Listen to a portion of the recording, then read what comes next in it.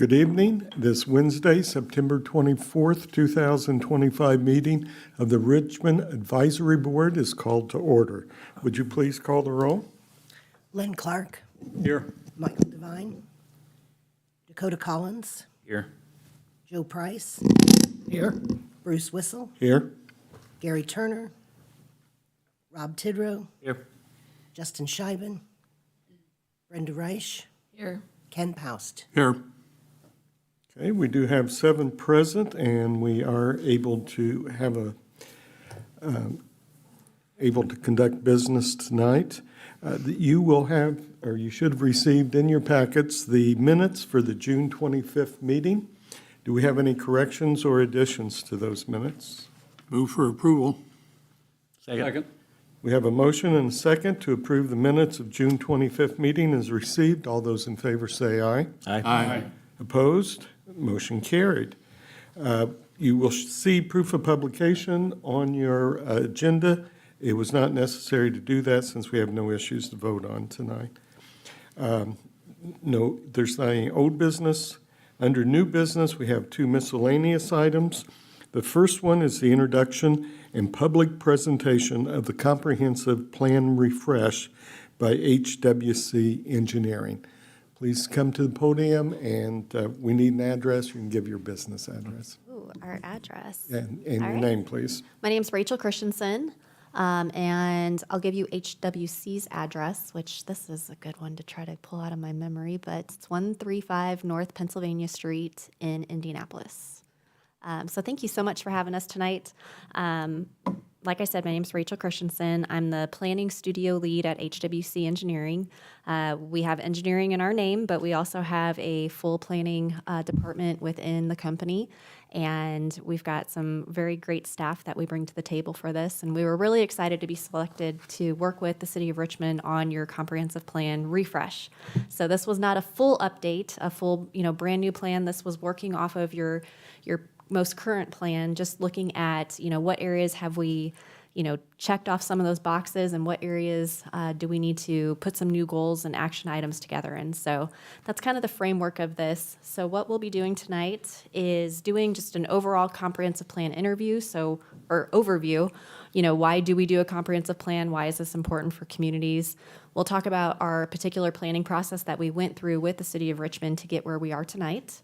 We'll give you a community engagement overview because part of doing some good planning is making sure that we hear what the public has to say and incorporating that into the recommendations.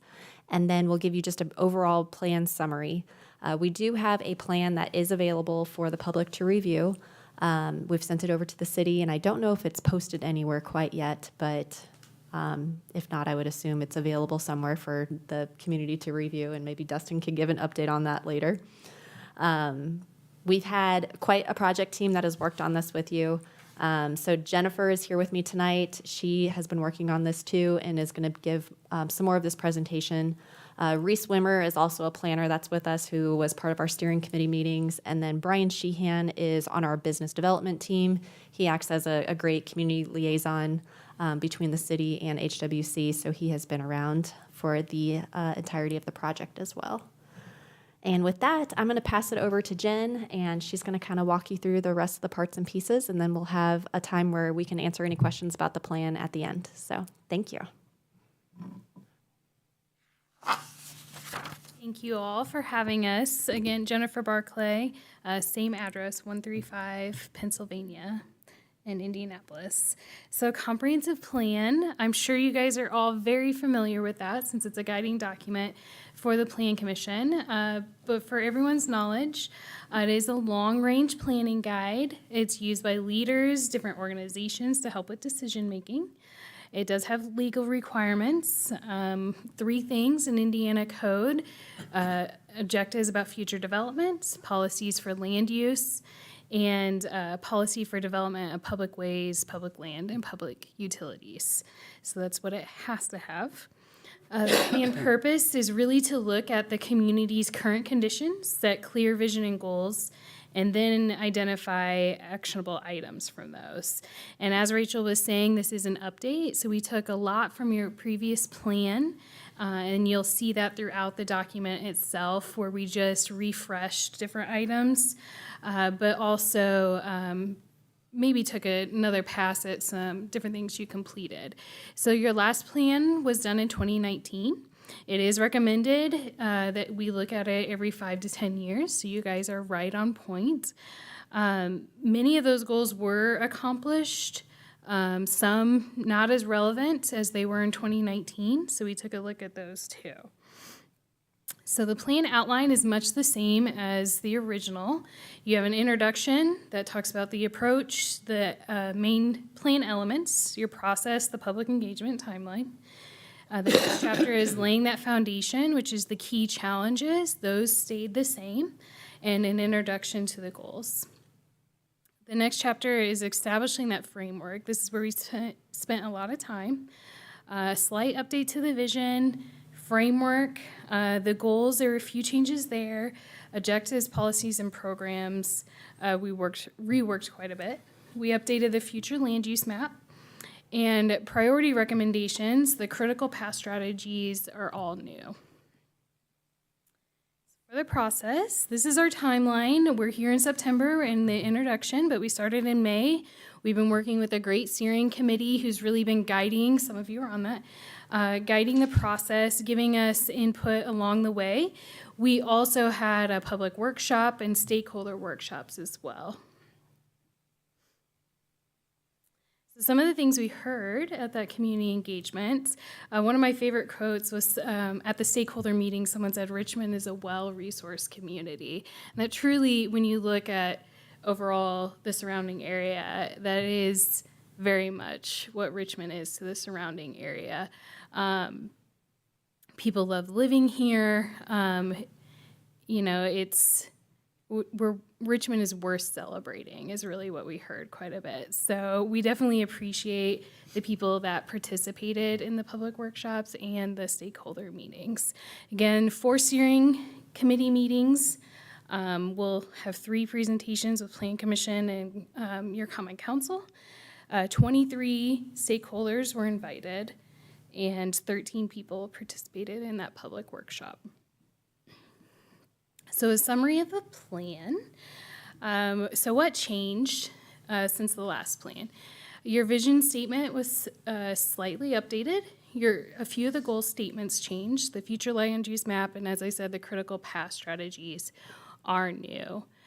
The regulatory framework and the key challenges stayed the same.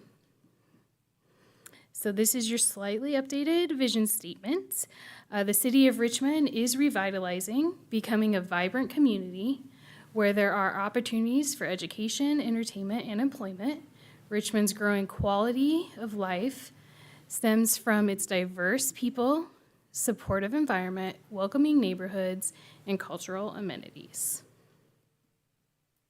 The regulatory framework, you may notice or recognize this.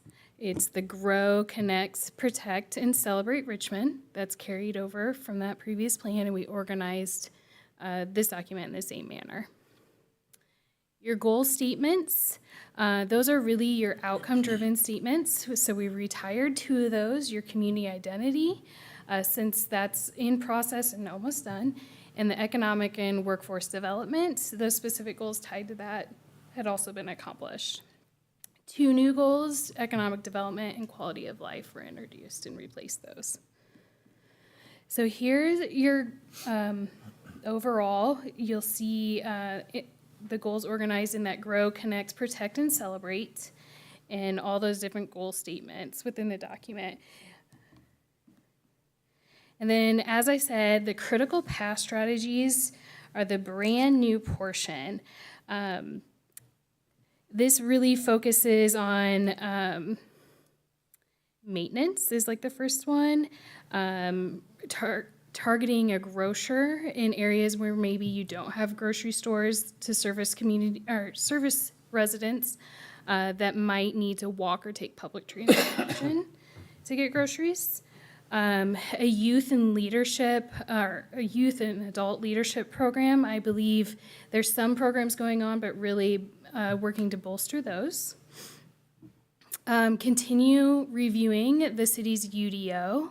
I know Dustin's done some work there, but that's a continual process, and streamlining permitting as well.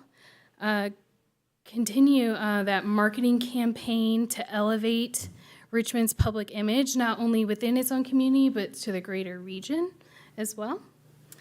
Establish strategic meetings with city leadership, advisory boards within the city, the county, and then the greater region as well. Have those leaders keep meeting with each other. And then strengthen the transportation network to better serve your community. The future land use map was updated. A few things on here I'll point out. Along Fifth Street, we did have that urban mixed use area. To the south west, you'll see more like traditional residential and commercial along 40. To the southeast, you'll also see some more planned residential areas. And to the north, some of the industrial area expanding.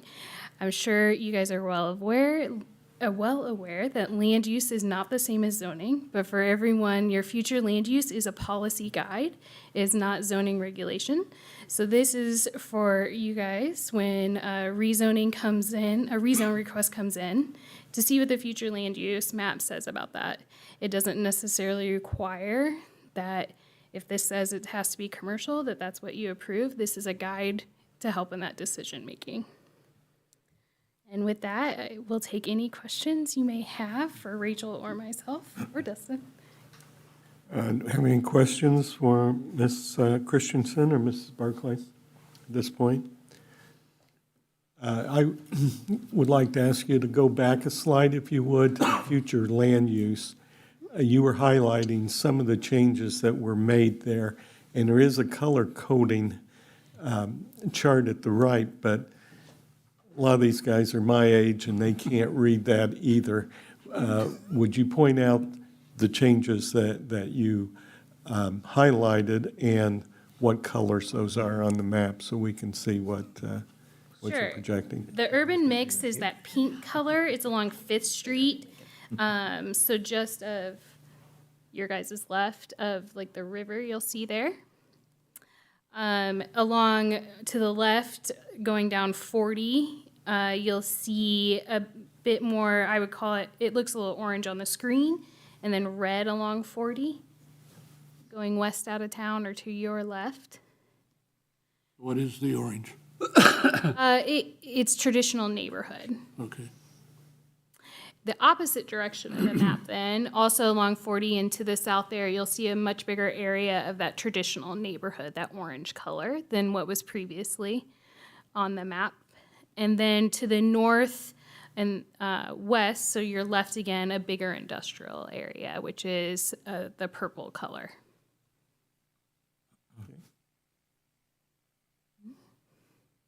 Are there other questions? Lynn's got a question. The critical things that need to be done, the critical path strategies, who's responsible for doing those? We do have some responsible parties, more potential partners. That's further, it's listed in more detail in the actual report. We don't show it on the screen here. A lot of those are different organizations the city could partner with, different departments within the city. All of these are collaborative. No one entity is going to take these on. But they're all identified. Yes, sir. Well, thank you guys. I appreciate your time. Thank you very much.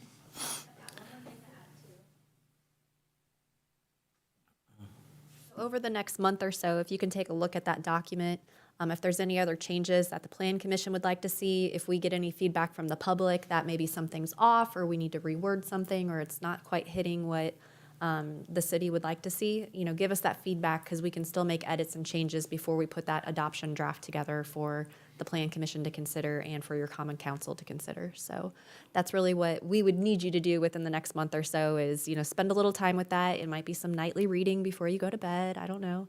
And, if there's anything that you see that you're like, oh, this is a little off, we can blame Dakota, first of all. Just I'll kidding. take it. We can certainly make changes to it at this point. If we do so.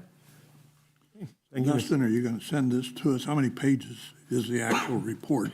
We'll send it to you. I want to say, is it 80 or 90? 78. Can you make copies? I'll make copies for you. Okay, yeah. Thank you, Ms. Christian. Mr. Chairman, there is a large commercial area north of 70 on the west side. I understand the commercial nature of the 70 corridor servicing the interstate. What is the purpose of the commercial designation for the large area north of that? Well, I think, if I'm free to answer that, for some time, we've had a lot of the commercial residents on the highway there on 40. Uh-huh, That's where businesses want to be, where the traffic is located. uh-huh. And so in my mind, that's more of a continuation of the thinking that we've had in the past. Is that currently agricultural land? Well, you got some mixed use out there. We've got, there is commercial use out there. It is. So are you talking about the red that's adjacent to the the orange. purple? Yeah. Yeah, so that's a little more reflective of how it's currently developed. So the Love's travel stop is located within that area, and then the Speedway project that is forthcoming is across the street. So that area is already kind of becoming commercial. Our current future land use map indicates that it's agricultural. So this is it just adapts to the way this has developed over the last couple decades. Was your question along 40 or along 70? It just seems like a lot of land there. And not related directly to the interstate. Well, I think you could argue, though, that you have the infrastructure there, the traffic pattern and the roads. We've invested quite a bit in the roads to go through there.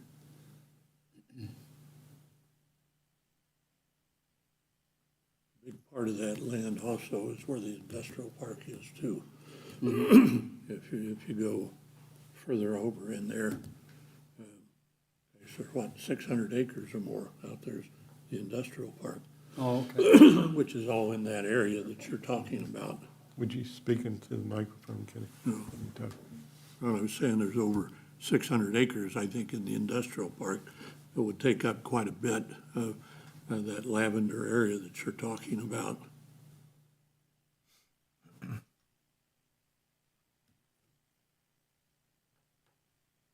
Other discussion? Okay, and Dustin will send that, I assume, electronically or by paper to those that Hard request copy it? here. Okay. I can do both. Anyone who wants a hard copy, we can make sure you get your copy. Okay. Okay, and we'll move on to the next item. Request to reschedule the October meeting from it would be the fourth Wednesday to the fifth Wednesday of the month. And I believe that has to do with vacation time and spring break. Fall break. Or fall break involved there.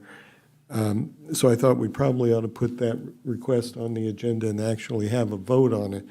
But I might also bring up, did we do at the beginning of the year a request for the November and December meetings? Because we usually move those because of the holidays involved.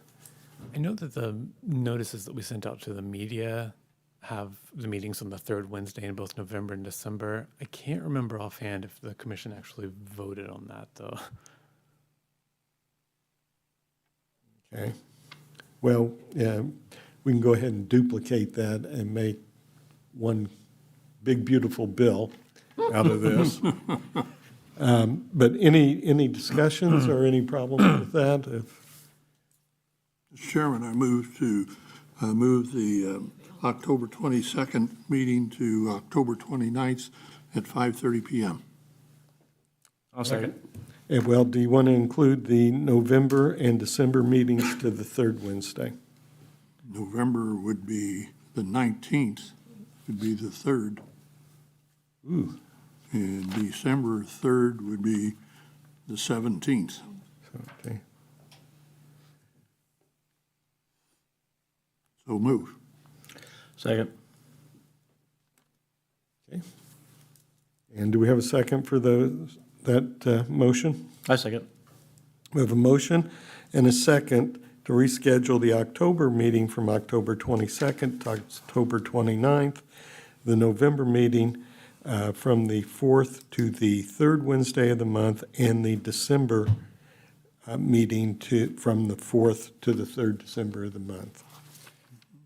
All those in favor, say aye. Aye. Opposed? Motion carried. The deadline for the October meeting, wait a minute, September, yeah. Do we have anything scheduled for next month? At the moment, we don't, but now that we've pushed it forward a week, we now have an additional week before the deadline, so there could still be something. Anything else to come before the commission? If not, the chair will accept a motion. Make a motion to adjourn? Second. We have a motion and second to adjourn. All those in favor say aye. Aye. We're adjourned.